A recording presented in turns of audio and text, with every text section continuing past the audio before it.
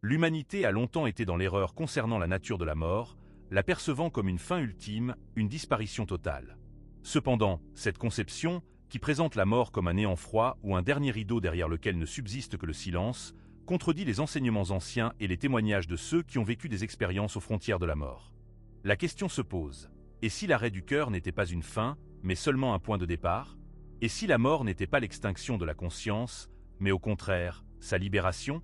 La vérité est qu'immédiatement après le dernier souffle, quelque chose de tout à fait différent commence. L'âme, conservant son activité, entame un déplacement à travers des dimensions que la plupart des gens ont du mal à imaginer. Les événements qui se déroulent au cours de la première année suivant le décès physique sont d'une importance cruciale, déterminant non seulement le chemin futur de l'âme, mais aussi sa future essence. Ce chemin secret est resté caché, rejeté ou déformé pendant des siècles. Mais il est maintenant temps de lever le voile sur ce qui arrive réellement à l'âme durant la première année après la mort. La représentation commune de la mort se résume souvent à sa soudaineté. Une ligne droite sur un moniteur médical, un dernier soupir, l'arrêt du rythme cardiaque.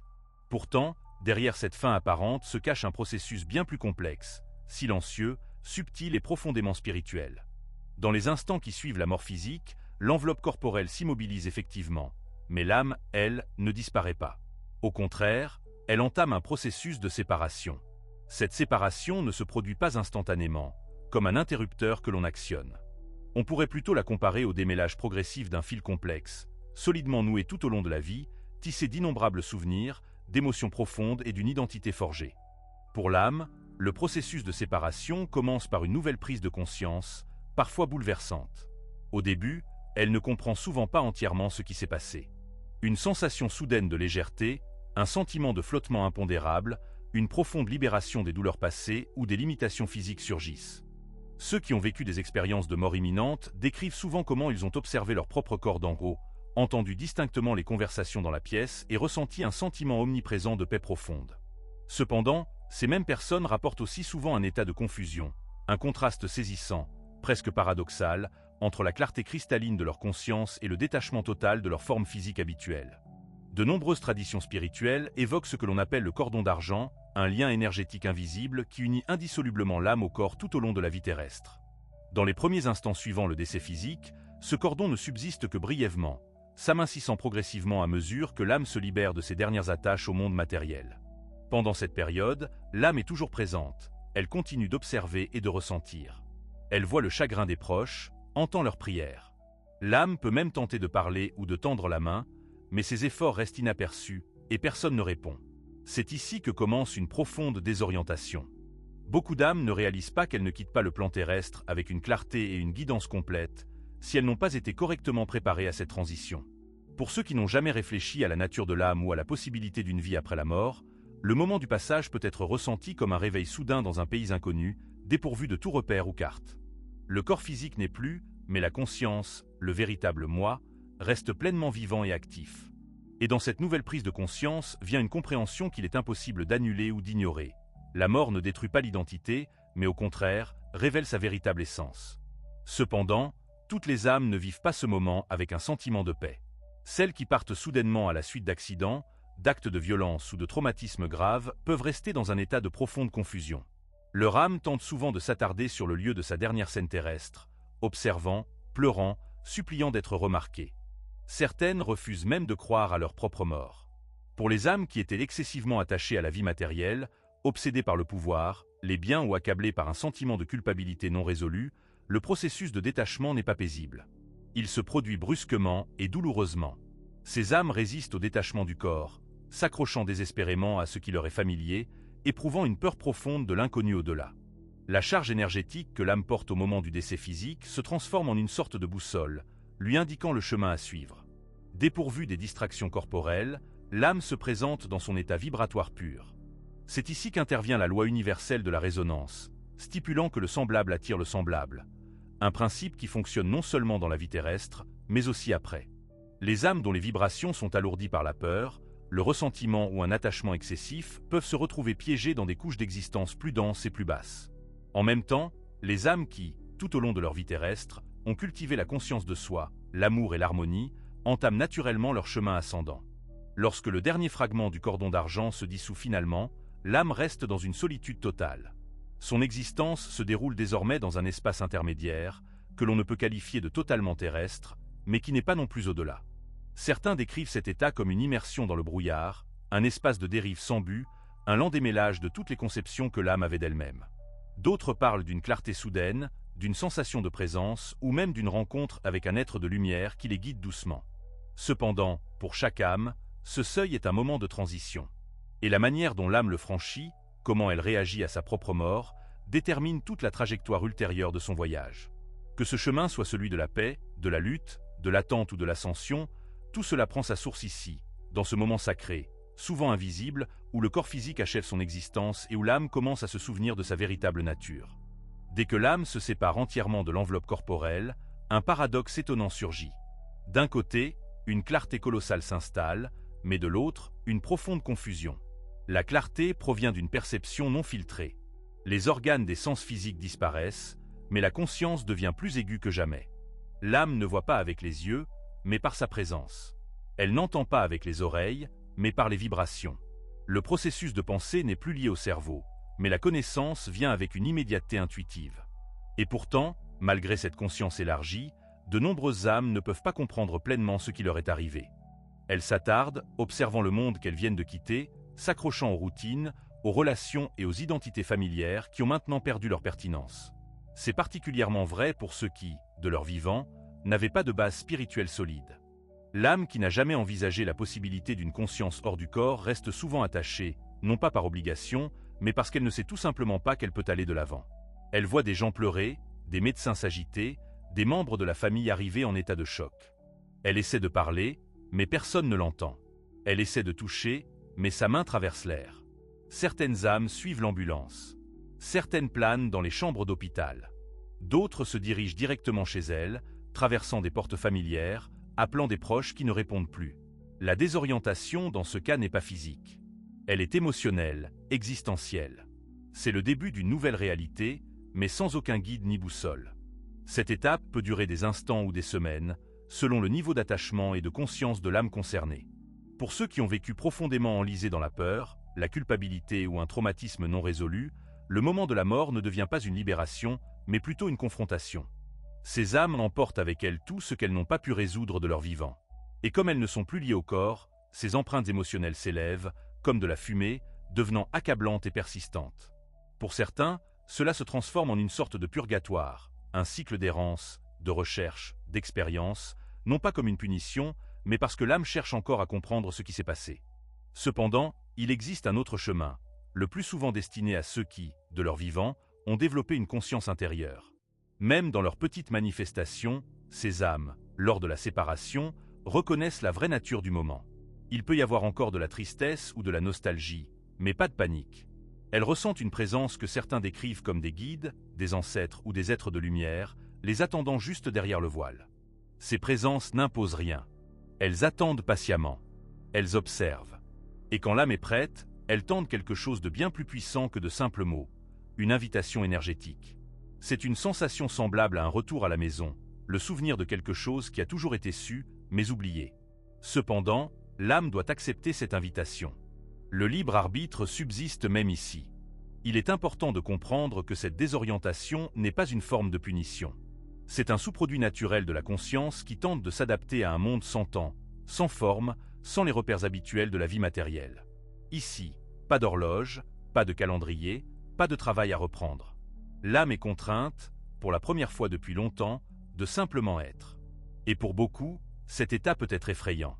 Dans la vie terrestre, nous sommes habitués à toujours faire, accomplir, à corriger. Mais ici, l'âme est forcée de se confronter à elle-même. Et cette rencontre peut être douce ou cruelle, selon ce que l'âme porte en elle. C'est pourquoi les premiers instants après la mort revêtent une importance si énorme. Non seulement pour celui qui est parti, mais aussi pour ceux qui sont restés. Les émotions des vivants se propagent, atteignant l'âme, même si elle ne peut parler. Le chagrin désespéré, le déni, la colère. Tout cela agit comme une ancre, retenant l'âme. Et si l'amour est un pont, la peur devient une chaîne. L'âme, vibrant encore près de la terre, peut ressentir clairement ses émotions. Si un membre de la famille supplie le défunt de rester, l'âme peut tenter de le faire. Si quelqu'un dit « ne me quitte pas », l'âme peut hésiter. Et cette hésitation retarde son voyage. Il existe un équilibre subtil entre le maintien du souvenir de quelqu'un et la volonté de le laisser partir, entre le processus de deuil et l'attachement. À ce stade, l'âme est extrêmement sensible. Les mots chuchotés dans le silence de la nuit, les pensées répétées dans le chagrin, les photos regardées avec nostalgie, tout cela ne se perd pas dans le vide. Ces messages sont reçus par l'âme, et ils façonnent la manière dont elle fera ses prochains pas. Finalement, une clarté commence à émerger. L'âme commence progressivement à accepter sa nouvelle réalité. L'âme commence progressivement à prendre conscience que le monde qu'elle connaissait autrefois n'est plus accessible de la même manière. Elle n'oublie pas son ancienne identité, mais son attention commence à se déplacer. Quelque chose d'autre apparaît, quelque chose qui appelle, une fréquence à peine perceptible au-delà du bruit ordinaire. Et lorsque l'âme se tourne vers cet appel, ne serait-ce que par curiosité, son véritable voyage commence. Au cours de la première semaine suivant la mort physique, l'âme demeure dans un espace liminal, au seuil entre le passé et le futur. Elle n'a pas encore entièrement transité, mais n'est déjà plus attachée au corps. Cette phase se distingue par sa délicatesse particulière. Elle est presque onirique, mais profondément réelle. Les traditions ésotériques, notamment celles de l'Égypte ancienne et du bouddhisme tibétain, considèrent ces premiers jours comme sacrés. Elles affirment que l'âme reste proche de la terre non pas nécessairement par choix ou par peur, mais parce que les fils énergétiques sont encore en cours de démêlage. Et pendant ces 7 jours, l'âme ne se contente pas d'observer le monde qu'elle a laissé. Elle l'absorbe. Il n'est pas rare que l'âme soit présente à ses propres funérailles.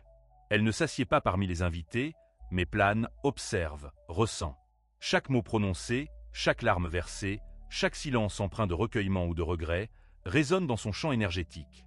L'âme voit les personnes qu'elle a aimées, sans phare ni filtre. Certains sont dans la douleur, certains sont engourdis, certains sont en colère. Mais l'impact le plus fort n'est pas ce qui est dit, mais la vibration derrière les mots. L'émotion devient un langage. L'amour élève. La culpabilité déroute. Le chagrin tire vers le bas. Certaines âmes sont renforcées par le flux d'amour. D'autres s'en mêlent dans le chaos émotionnel, surtout si leur départ a été soudain, violent ou non résolu. C'est au cours de cette semaine que l'âme peut s'attarder dans les lieux où elle se sentait autrefois le plus vivante. Sa maison, son travail, des lieux sacrés. Elle n'est pas attachée à ces lieux, mais attirée par la résonance. L'énergie de la mémoire, des routines et des affaires inachevées agit comme un aimant. Certains tentent de consoler les vivants. D'autres se contentent d'observer, essayant de comprendre leur nouvel état. Mais c'est là que tout devient profondément spirituel. Cette phase n'est pas destinée à durer longtemps. Ces 7 jours sont une période de grâce, une fenêtre de transition. Et le 7e jour, qui est presque toujours marqué par un rituel dans diverses cultures, un changement se produit. Qu'il s'agisse de la tradition juive de la Shiva ou des philosophies orientales qui honorent le passage de l'âme à ce moment-là, quelque chose se passe le 7e jour. Énergétiquement, c'est un moment de décision. Une fenêtre s'ouvre et l'âme a la chance de progresser au-delà du plan terrestre. Non pas parce qu'elle le doit, mais parce qu'elle le peut. Cette opportunité dépend de nombreux facteurs. La préparation de l'âme, la présence de guides spirituels et ce qui est crucial, l'état de ceux qui sont encore en vie. Si l'âme est fortement empêtrée dans les émotions des vivants ou si elle nie encore sa propre mort, elle peut résister à l'attraction. Elle peut se détourner du chemin qui s'ouvre et rester suspendue dans un état intermédiaire. Mais si l'âme est prête, même simplement curieuse, elle sent que quelque chose change. Un appel intérieur, une attraction vers le haut, vers l'intérieur, vers l'avant. Et avec cela commence un relâchement. L'identité de la vie passée commence à s'adoucir. L'âme n'oublie pas qui elle était, mais elle commence à se souvenir de qui elle est vraiment. Il est intéressant de noter que de nombreuses personnes rapportent des rêves ou des expériences vives à peu près à ce moment-là. Un être cher apparaissant en rêve et semblant apaisé, un sentiment soudain de calme après une semaine de confusion, ou un silence étrange dans la maison, comme si l'air lui-même se purifiait. Ce ne sont pas des coïncidences. Ce sont des signaux subtils. L'âme traverse ce seuil énergétique. Mais le 7e jour apporte aussi une autre vérité. Certaines âmes ne vont pas plus loin, non pas parce qu'elles sont maudites, mais parce qu'elles sont bloquées. Ce sont des âmes agitées. Des âmes qui restent trop proches, essayant d'achever ce qui n'a jamais été achevé. Elles rejouent des scènes, chuchotent des messages dans le silence, tentent de corriger des erreurs ou de retenir ce qu'elles aiment. Ce n'est pas malveillant. C'est profondément humain. Mais rester trop longtemps sur ce seuil provoque une dissonance. Avec le temps, l'âme oublie pourquoi elle s'est attardée en premier lieu. Elle commence à s'enrouler sur elle-même, se perdant entre les lignes temporelles, enfermée dans les boucles d'émotions inachevées.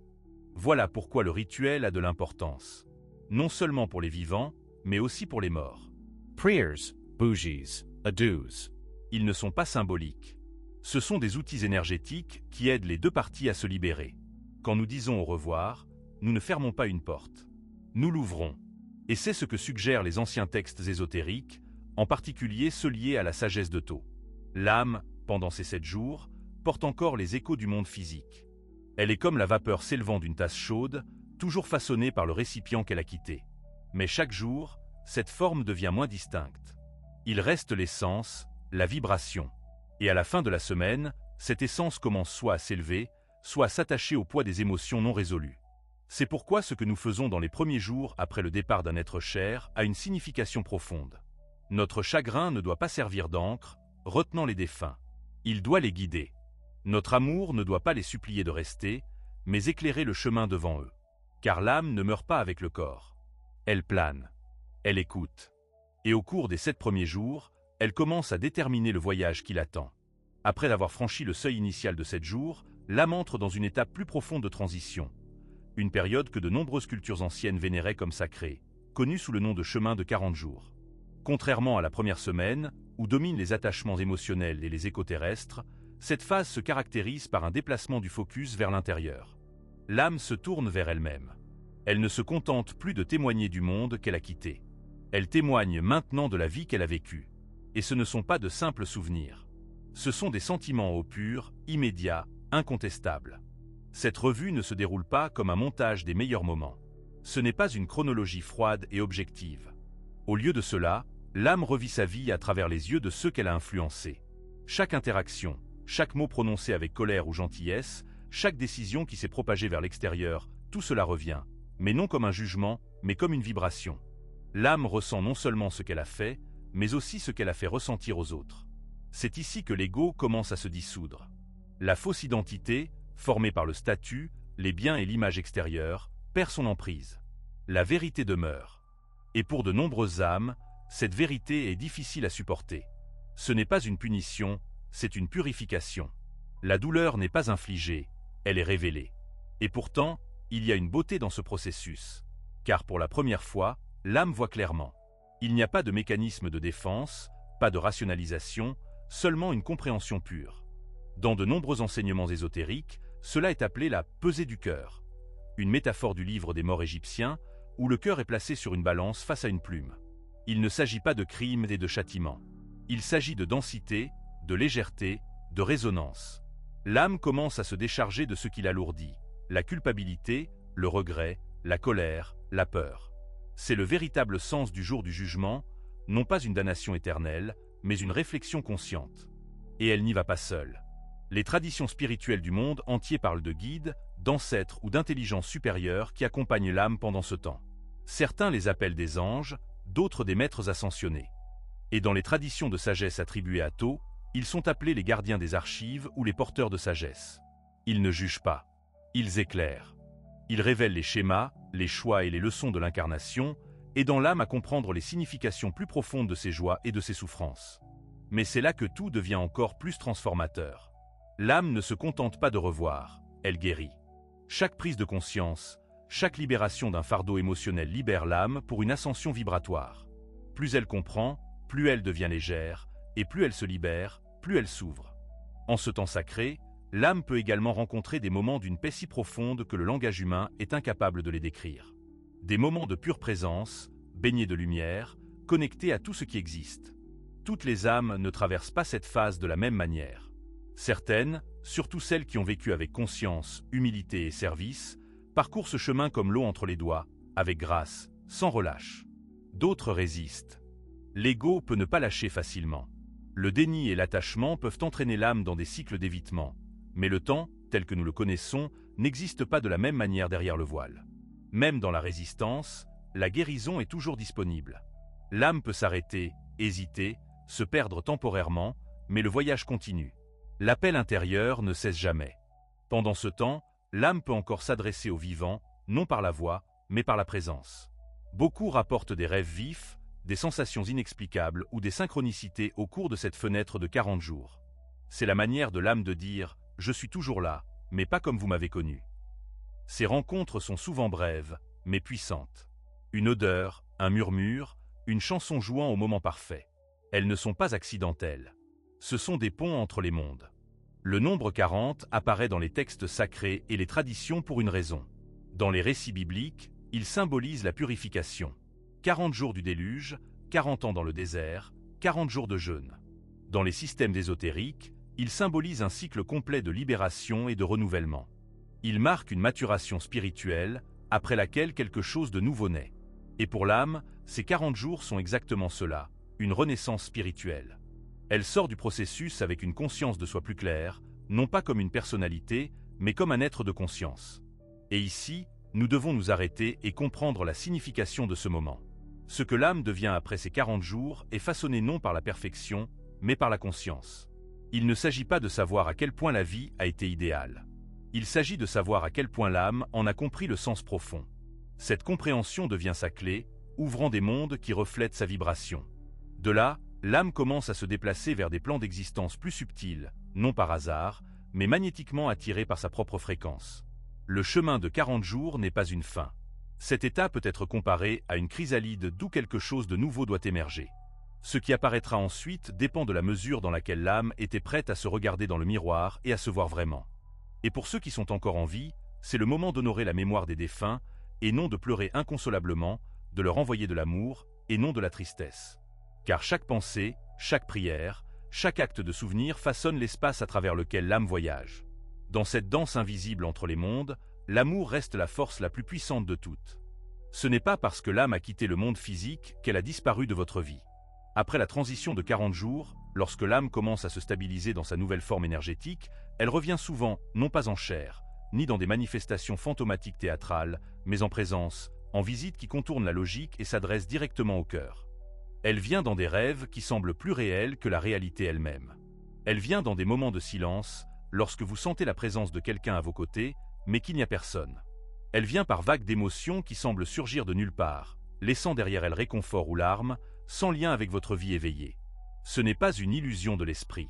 Ce sont des rencontres, subtiles, profondes et très réelles. De nombreuses traditions enseignent qu'après que l'âme a achevé sa transition initiale, elle a la possibilité de revenir brièvement. Parfois, pour achever des manifestations d'amour inachevées. Parfois, pour offrir du réconfort. Et parfois simplement pour être vue une dernière fois sous sa forme véritable et non dissimulée. N'étant plus liée par l'ego, la maladie ou la peur, l'âme apparaît telle qu'elle est, radieuse, claire et consciente. Ces rencontres ne sont pas des rêves au sens habituel. Les gens les décrivent souvent comme plus vives que la vie éveillée. Le temps s'y déroule différemment. Les mots ne sont pas toujours prononcés à voix haute, mais le sens est transmis instantanément. Il n'y a pas de confusion, seulement une connaissance tranquille, c'était réel. Pour ceux qui sont restés, ces moments peuvent être transformateurs. Ils ne sont pas ressentis comme des hantises. Ils sont ressentis comme des cadeaux. Une grand-mère apparaissant juste assez longtemps pour dire « Je suis fier de toi ». Un enfant parti trop tôt, revenant pour rassurer sa mère « Je vais bien maintenant ». Un ami soudainement perdu, se tenant en silence, rayonnant le pardon, la gratitude ou la paix. Ces visites ne se produisent pas pour tout le monde et pas toujours quand on les attend, mais quand elles ont lieu, elles laissent une empreinte plus profonde que tout ce qui a été dit. Elles brisent l'illusion que la mort est un mur. Au lieu de cela, elle devient un voile, mince, changeant, parfois même transparent. Pourquoi ces rencontres se produisent-elles? Il ne s'agit pas de drame. Il s'agit d'achèvement, de retrouvailles, de guérison. Souvent, les vivants sont bloqués dans des cycles de chagrin, de regret ou d'incrédulité. L'âme le ressent. Et si elle y est autorisée, car même sur les plans subtils il existe des lois, elle reviendra pour offrir ce que les mots n'auraient jamais pu donner. Une résolution énergétique. Ces moments, bien que brefs, changent quelque chose de fondamental. Ils nous rappellent que nous ne sommes pas seulement des corps en deuil de corps, mais une conscience en dialogue avec une conscience. Cependant, certaines âmes restent plus longtemps non pas parce qu'elles sont bloquées dans les tourments, mais parce que quelque chose n'est pas résolu, souvent c'est l'amour. L'amour qui n'a jamais été exprimé. L'amour qui a été perdu trop tôt. L'amour qui a besoin d'être témoigné.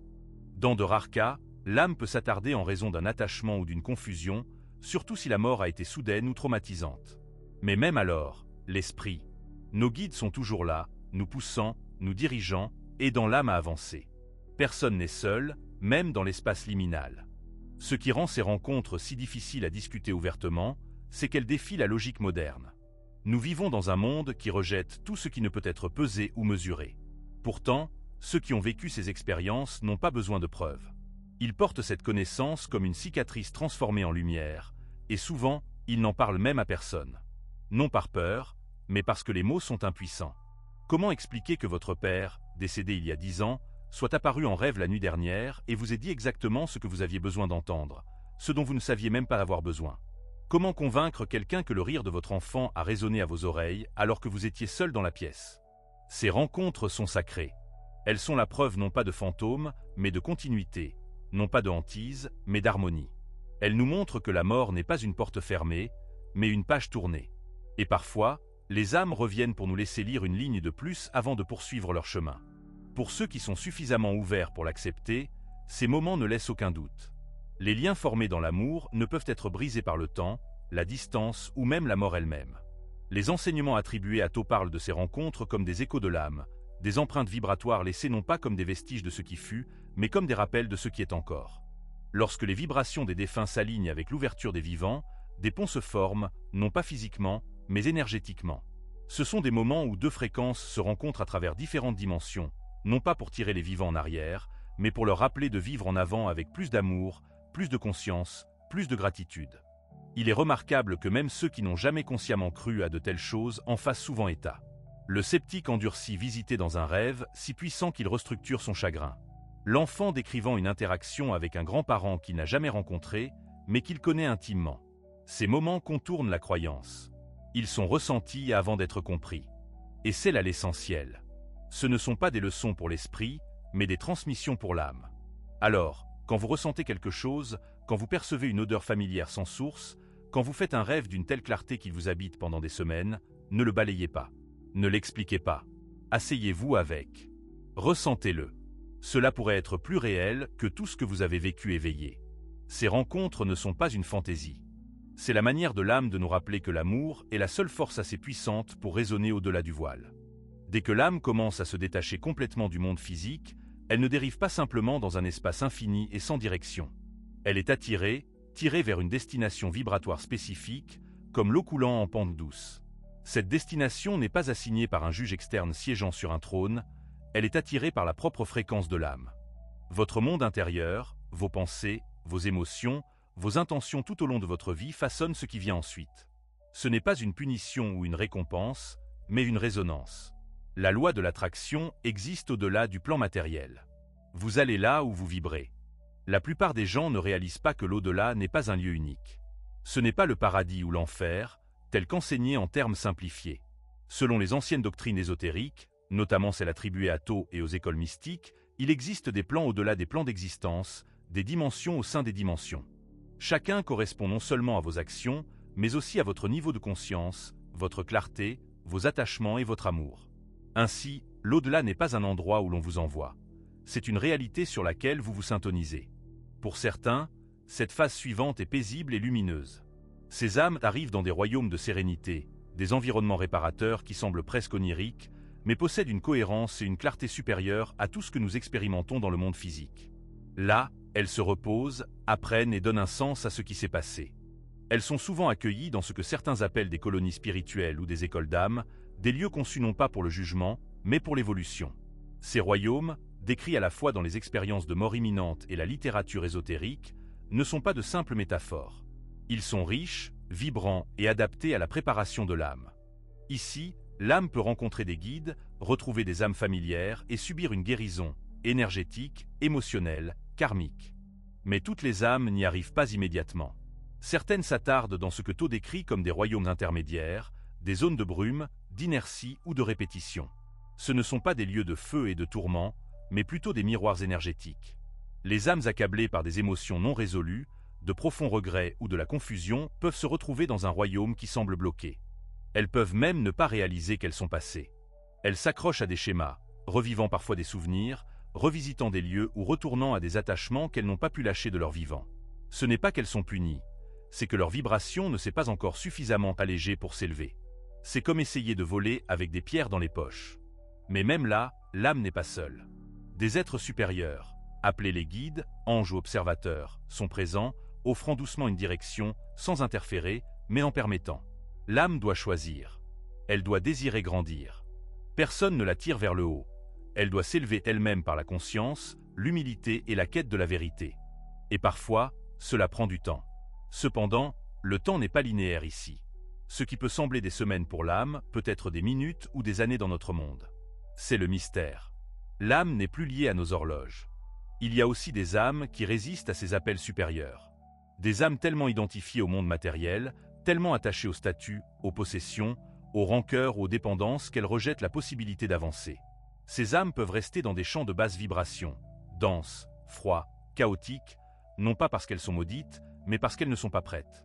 Certaines craignent tragiquement le jugement au point de se cacher de la lumière même qui pourrait les libérer. Ce sont celles qui ont besoin de compassion, pas de jugement. Finalement, la plupart poursuivent leur chemin, mais seulement après avoir pleinement confronté leur propre monde intérieur. Les enseignements de Tao décrivent en détail comment ces royaumes sont aussi structurés et intentionnels que le monde physique. De plus, il existe des gardiens, des seuils et des conseils. Il y a des bibliothèques abritant des connaissances inestimables de l'âme, ainsi que des champs de pure fréquence où l'âme fusionne brièvement avec une conscience supérieure avant de poursuivre son voyage. Aucune âme n'est perdue à jamais. Le système n'est pas partial, mais il n'est pas non plus automatique. Il faut participer activement à sa propre transformation, désirer sincèrement s'éveiller. C'est pourquoi le travail spirituel accompli de son vivant est d'une importance capitale. Non pas parce qu'il apporte une récompense, mais parce qu'il prépare à ce qui attend. La méditation, le travail sur les aspects sombres de la personnalité, la guérison des traumatismes, la pratique de la compassion, ce ne sont pas seulement des outils pour ce monde. C'est un terrain d'entraînement pour naviguer dans le suivant. Les âmes qui ont fait ce travail avec diligence s'élèvent souvent plus rapidement. Elles sont plus conscientes, plus réceptives, plus harmonieuses. Elles rencontrent leur transition avec curiosité plutôt qu'avec peur. Il est important de se rappeler que ceux qui ont craint la mort de leur vivant se retrouvent souvent paralysés dans la phase suivante. Ceux qui l'ont accepté comme une transformation s'élèvent souvent avec grâce. C'est le paradoxe. Ce que l'on croit peut ne pas façonner la réalité elle-même, mais cela façonne absolument la façon dont on la vit. La question se pose peut-être, la réincarnation est-elle immédiate? La réponse est non, pas pour la plupart. Il y a un travail considérable à faire entre les vies. Assimiler les leçons apprises, conclure de nouveaux accords, harmoniser les vibrations. Ce n'est que lorsque l'âme est prête, vraiment prête, que le cycle recommence. Et certaines âmes ne reviennent jamais. Elles s'élèvent vers des plans d'existence supérieurs, rejoignant des collectifs qui œuvrent au-delà du royaume terrestre, aidant les autres dans leur transition ou leur évolution. Ce sont celles qui, métaphoriquement, ont obtenu leur diplôme de la classe humaine. Alors, où va l'âme après la mort? La seule réponse honnête est qu'elle va là où elle appartient. Et où elle appartient est déterminée par la quantité de vérité qu'elle a portée dans la vie, la quantité d'amour qu'elle a donné et la profondeur avec laquelle elle était prête à lâcher prise. Le temps se comporte différemment dans l'au-delà. Mais pour ceux qui vivent encore sur Terre, le cap d'un an après le départ de quelqu'un revêt un poids étrange et sacré. C'est plus qu'un simple rituel culturel ou une tradition spirituelle. Il y a une raison pour laquelle les enseignements anciens, notamment ceux des écoles mystiques égyptiennes, des textes tibétains et des doctrines ésotériques attribuées à Tao, soulignent une année complète comme un seuil critique. Car dans la réalité énergétique, et pas seulement dans la croyance, quelque chose s'achève dans le voyage de l'âme après environ une révolution de la Terre autour du Soleil. Au cours de cette première année, l'âme a traversé de nombreuses couches, de la confusion à la clarté, de l'attachement à la libération, de la désorientation à la direction. Elle a revu sa vie, revécu des émotions, revisité des êtres chers, confronté sa propre vérité dans des dimensions que nous ne pouvons voir avec des yeux physiques. Et puis la roue tourne. L'âme commence à se stabiliser. Son corps énergétique, autrefois fragile et poreux, devient plus défini, plus conscient de lui-même dans son nouveau plan. Comme une chenille ayant traversé ses stades de mue et de transformation, l'âme déploie enfin ses ailes dans cette autre réalité. Plus un invité, elle devient un résident à part entière. Pour certaines âmes, c'est le début de leur prochaine mission, que ce soit dans d'autres royaumes de croissance, de service ou de repos. Certaines se voient attribuer des rôles de guide, d'observateur ou de guérisseur. D'autres retournent au conseil pour évaluer leur progression évolutive, et certaines, encore en convalescence, restent sur des plans nourriciers jusqu'à ce qu'elles retrouvent pleinement leur équilibre. Mais pour la plupart, ce cap d'un en représente un changement critique. La séparation de la vie qu'elles ont vécue est maintenant complète. Les liens ont disparu. Il ne s'agit pas d'amour ou de mémoire, mais du besoin de revenir, de s'accrocher, d'interférer. L'âme a enfin tourné son regard vers l'avant, et non vers l'arrière. Pendant ce temps, ceux qui sont restés le ressentent souvent aussi, même s'ils ne peuvent le nommer. L'intensité du chagrin commence à s'estomper, non pas parce que l'amour diminue, mais parce que le lien spirituel ne tire plus si douloureusement à travers les mondes. Les signes des défunts peuvent diminuer. Les rêves peuvent devenir moins fréquents, et une connaissance intérieure émerge que l'âme a avancé. Ce n'est pas une raison de pleurer, mais une raison d'honorer, car cela signifie que la transition a été réussie. L'âme n'était pas piégée ou perdue, elle a trouvé son chemin. Certaines traditions organisent des services commémoratifs ou des cérémonies exactement 1 an après le décès. Ce n'est pas une simple commémoration, mais un geste symbolique de libération spirituelle. Allumer une bougie, prononcer le nom de l'âme, écrire une lettre à brûler. Ce ne sont pas des rituels vides. Ils aident à la fois les vivants et les morts à boucler la boucle.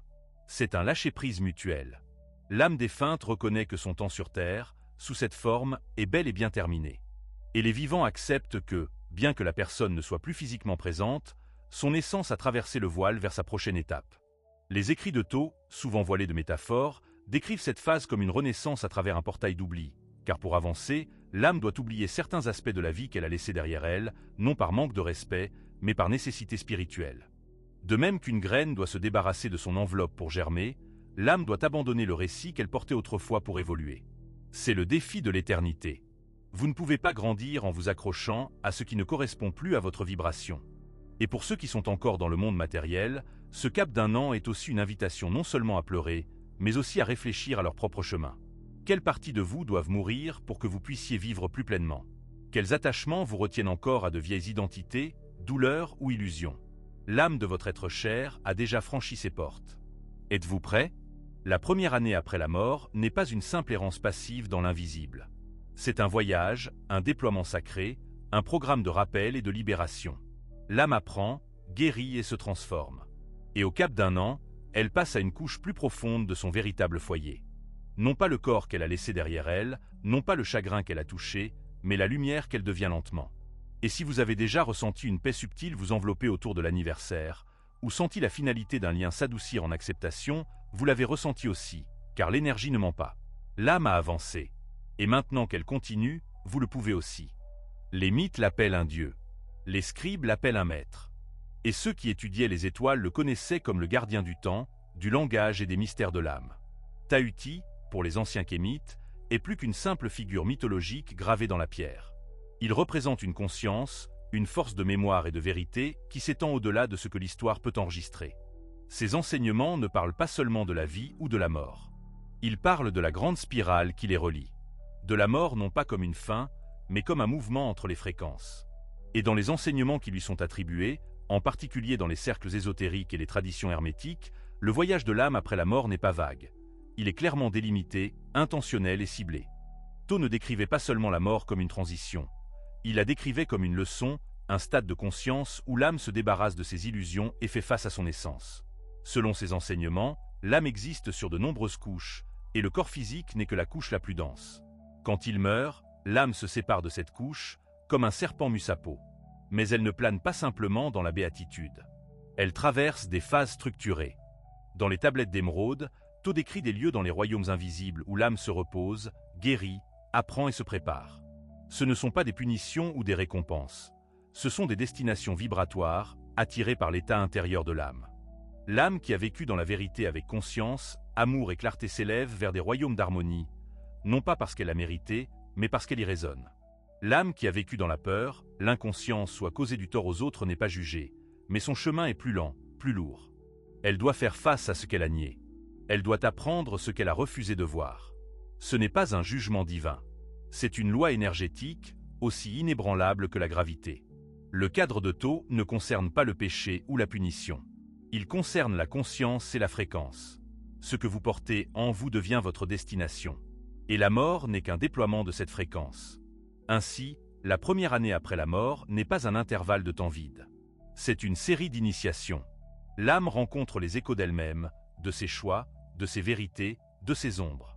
Et chaque étape lève une autre illusion, un autre voile, jusqu'à ce qu'il ne reste que l'essence, l'être pur, l'étincelle de la source, prête à s'élever à nouveau. Dans ces enseignements, le temps est fluide. Ce qui prend 1 an dans notre dimension peut être instantané dans une autre. Mais les jalons, 7 jours, 40 jours, 1 an, portent toujours une vérité énergétique. Ce sont des seuils, des changements vibratoires, des portes qui s'ouvrent et se ferment selon la préparation de l'âme. Et à chaque étape, un guide caché accompagne l'âme, un gardien, le soi supérieur, parfois même un être d'un des royaumes intérieurs. Certains croient que Tho lui-même visite certaines âmes, en particulier celles qui ont étudié la vérité, douté des illusions ou vécu au service. Non pas parce qu'elles sont spéciales, mais parce qu'elles se sont accordées à la fréquence de la sagesse. Et la sagesse attire la sagesse. Dans la vision de Tho, la mort n'est pas l'obscurité. C'est un éveil. Mais cet éveil a un prix. Le prix du lâcher-prise, des illusions, des peurs, du faux soi. L'âme doit mourir à ce qu'elle croyait être pour se souvenir de qui elle est vraiment. Et Tho ne promet pas le confort. Ils promettent la clarté. Ces mots sont des énigmes, car les énigmes nous font penser. Et dans les royaumes de l'au-delà, la pensée est création. Vous ne voyagez pas avec vos pieds. Vous voyagez avec votre fréquence. Et maintenant, le voile est plus mince que jamais. Plus d'âmes s'éveillent. Non seulement après la mort, mais aussi de leur vivant. Elles commencent à voir les illusions ici et maintenant. Les distractions, le conditionnement, les systèmes conçus pour les aveugler à la vérité. Ce n'est pas une coïncidence. Comme en haut, ainsi en bas. Plus vous vous souvenez maintenant, plus votre voyage sera facile ensuite. Plus vous vivez en accord avec la vérité, plus votre passage à travers les voiles sera doux. C'est le don de cette connaissance. Elle n'est pas là pour vous effrayer. Elle est là pour vous préparer. Parce que la préparation ne commence pas lorsque votre corps s'éteint. Elle commence maintenant, dans la façon dont vous pensez, dont vous aimez, dont vous grandissez. Et il y a bien plus sur ce chemin. Certaines vérités ne peuvent être partagées ouvertement ici, mais elles peuvent l'être là où les yeux sont ouverts et les esprits sont prêts. Car une fois que vous savez, vous ne pouvez pas désapprendre. Et une fois que vous vous souvenez, vous ne vous préparez plus seulement à la mort. Vous apprenez à vivre vraiment. Une année complète. C'est la période dont murmurent de nombreuses traditions anciennes. Non pas comme une mesure de temps aléatoire, mais comme un seuil sacré, la première révolution de l'âme à travers la spirale de la mort. Le moment où la poussière du monde physique s'est enfin déposée, et où l'esprit a trouvé son rythme sur un nouveau plan. Ce n'est pas seulement symbolique, c'est énergétique. Le voyage que l'âme entreprend après la mort n'est pas linéaire, comme une horloge qui tourne. Il est cyclique, spiralé, se déroulant selon des rythmes qui reflètent le cosmos lui-même. Et après un an, quelque chose de profond s'achève. La première année ne concerne pas l'achèvement, mais la transition. Il s'agit de permettre à l'âme de se souvenir d'elle-même en dehors du bruit du monde, de pleurer ses attachements, de revoir ses choix et de recalibrer sa fréquence. Pendant ce temps, l'âme reçoit de l'espace. Pas le silence, mais l'espace. L'espace pour comprendre, pour se reposer, pour changer. Et pendant que cette métamorphose intérieure se produit, il incombe aux vivants d'interpréter le silence. Pour ceux qui sont restés, le chagrin est souvent le plus aigu les premiers jours. Mais la guérison la plus profonde survient généralement lorsqu'ils réalisent que leur être cher n'est pas parti, mais simplement transformé. Vers ce cap d'un an, les signes commencent souvent à s'estomper. Les visites en rêve, les synchronicités, les scintillements d'énergie. Beaucoup de gens rapportent que ces expériences deviennent moins fréquentes. Non pas parce que l'âme a disparu, mais parce qu'elle a progressé plus loin dans sa nouvelle dimension de but. Elle a intégré sa transition et n'est plus retenue par le poids d'une énergie non résolue. À bien des égards, elle s'est établie dans sa nouvelle réalité. Ce seuil est également profondément important pour les vivants. Énergétiquement, c'est une opportunité de lâcher les parties les plus lourdes du chagrin, non pas en oubliant, mais en transformant. C'est une invitation à se souvenir avec clarté et non avec douleur. De nombreuses cultures anciennes organisaient des rituels commémoratifs exactement un an après un décès. Non pas comme une tradition, mais comme un achèvement énergétique, une dernière offrande, une porte symbolique non seulement pour l'âme du défunt, mais aussi pour les âmes de ceux qui marchent encore de ce côté du voile. À ce moment, l'âme peut pleinement embrasser un nouveau rôle. Pour certaines, c'est un temps de repos et de rajeunissement supplémentaire sur des plans supérieurs. Pour d'autres, cela marque le début du service, et dans d'autres âmes, guidant les vivants ou se préparant à une autre vie dans le monde physique. Mais le chemin n'est pas universel. Le voyage de chaque âme est façonné par le plan qu'elle a créé par ses pensées, ses actions, ses intentions et sa résonance. Et même maintenant, après une année complète, le voyage ne fait que commencer. Les enseignements de Tho nous rappellent que le temps est une illusion du plan physique. Mais ils reconnaissent aussi le pouvoir des cycles. Une année solaire, une révolution complète de la Terre autour de son orbite, un écho symbolique d'achèvement et de renaissance. Telle est la nature de la réalité. Rien ne se termine. Tout se transforme. Ainsi, lorsque nous parlons du seuil d'un an, nous n'attachons pas l'âme à une date calendaire. Nous honorons un rythme sacré qui a été observé depuis l'aube de la mémoire spirituelle. L'âme n'est pas statique. Elle ne trouve pas un nuage et n'y reste pas. Elle évolue continuellement. Et comme une graine dans l'obscurité, sa première année concerne les racines, pas les branches. La vraie croissance commence après cela, lorsque l'âme passe à de nouveaux niveaux de conscience, de buts et de possibilités. Et pour nous, ceux qui respirons encore, nous posons des questions et ressentons, c'est un miroir, un rappel que nous sommes aussi dans un cycle constant de mort et de renaissance, moment après moment. Chaque jour, nous nous débarrassons de vieilles peaux, de croyances obsolètes, d'identités qui ne nous servent plus.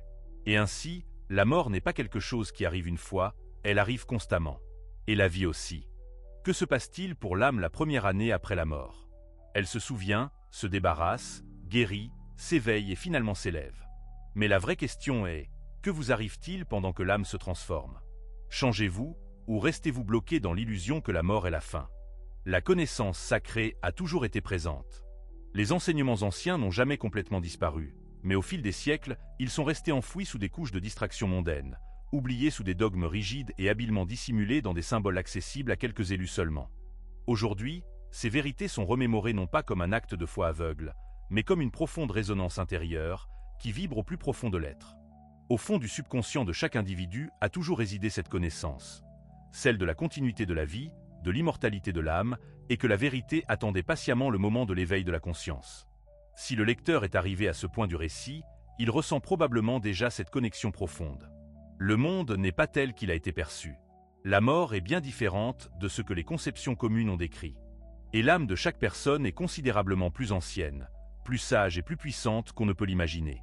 Ce n'est rien de moins qu'une invitation à se souvenir, à revenir à sa vraie nature.